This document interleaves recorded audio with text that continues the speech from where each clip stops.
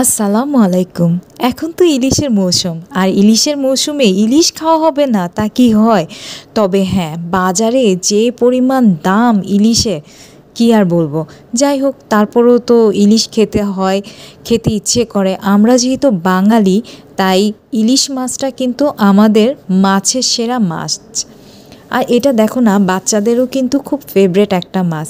তো ছোটোবেলা থেকে এই মাছটা যখন খেতাম তখন খুব ভালো লাগতো। তো আমার মা খুব সুন্দর করে বাহারি রকম করে ইলিশ মাছটাকে রান্না করে দিত। সেটা ঝোল হতে পারে, সেটা ফ্রাই হতে পারে, সেটা হচ্ছে ইলিশ পাতুরি হতে পারে, সেটা ইলিশ দিয়ে গাঁঠি দিয়ে রান্না করা হতে পারে, ইলিশ দিয়ে কচু দিয়ে রান্না করা হতে পারে, বাহারি রকমের। তবে ইলিশ দই পুদিনার রেসিপি, এটা কিন্তু অসাধারণ একটা রেসিপি। এটা খেলে মানে চমৎকার একটা অনুভূতি। এখন আমি ইলিশ মাছগুলোকে পিস পিস করে নিয়ে এটাকে হলুদ মরিচ মাখিয়ে নিয়েছি আর মেরিনেশন করে নিচ্ছি সামান্য লবণ দিয়ে। তো এখন কিন্তু আমি ওই পেস্ট তৈরি করছি, যে দই আর হচ্ছে পুদিনার যে একটা পেস্ট, সেটা জাস্ট আমি পেস্ট করে নিলাম। এখন ফ্রাই প্যানে আমি সামান্য পরিমাণে সরিষার তেল দিব, খুব বেশি না, সামান্য পরিমাণে সরিষার তেল দিয়ে এখন মাছগুলোকে ভেজে নিব। তোমাদের সাথে একটা টিপস শেয়ার করি। কড়ার মধ্যে অনেক সময় দেখা যায় মাছ লেগে যায়, তো তার আগে যদি তুমি একটু লবণের ছিটা দিয়ে নাও তাহলে কিন্তু মাছ কখনোই লাগবে না, একদম মাছ যেইভাবে সুন্দর করে উঠে যাবে। এখন মাছগুলোকে আমি জাস্ট ভেজে নিব, তবে খুব বেশি কড়কড়া করে ভাজা যাবে না, মানে যাতে খুব বেশি ড্রাই হয়ে যায় এরকম না, একটু সফট করে ভেজে নিতে হবে। আর মাছগুলোর যে স্মেল বের হচ্ছে, বিশ্বাস করো খুবই টেস্টি একটা স্মেল বের হচ্ছে। তো ইলিশ মাছ বলতেই তো আসলে লোভনীয় একটা মাছ। যখন রান্না করা হয় তখন কিন্তু স্মেলে পুরো ঘরটাই মাতিয়ে রাখে এই ইলিশ মাছ। তো ইলিশ মাছগুলো আমি ভেজে নিচ্ছি। আমি আগেই বলেছি খুব বেশি ফ্রাই করব না, একটু হালকা ভাজা দিয়ে আমি তুলে নিচ্ছি, যেমনটাই হালকা অবস্থায় কিন্তু খাওয়া যায়। তো এই মাছগুলো ঠিক এরকম কালার হবে।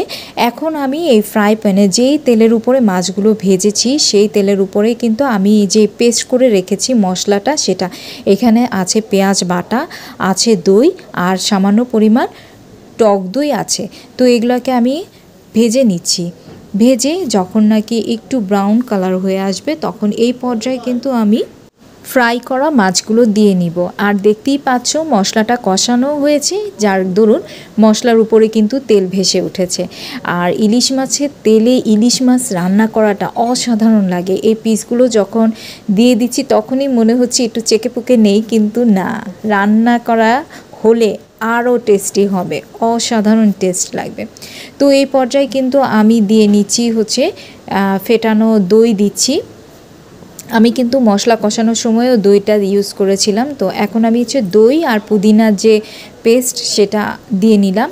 এখন দিয়ে জাস্ট এটাকে ভাপা দিব, ভাপা দিয়ে যে আমি একটু পানি দিয়ে দিচ্ছি, কারণ ওই যে দইয়ের বাটি ধোয়া যে পানিটা সেটা দিয়ে নিচ্ছি।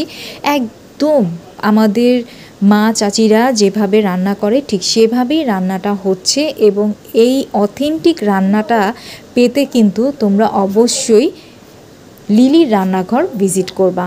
আর দেখতেই পাচ্ছ মাছগুলো কিন্তু তুলতে হবে খুব সাবধানে, কারণ এগুলা মাছগুলো খুব নরম থাকে, সফট থাকে। তো খুব সাবধানে তুলে আবারও ঢাকা দিয়ে ভাপে নিয়ে নিচ্ছি।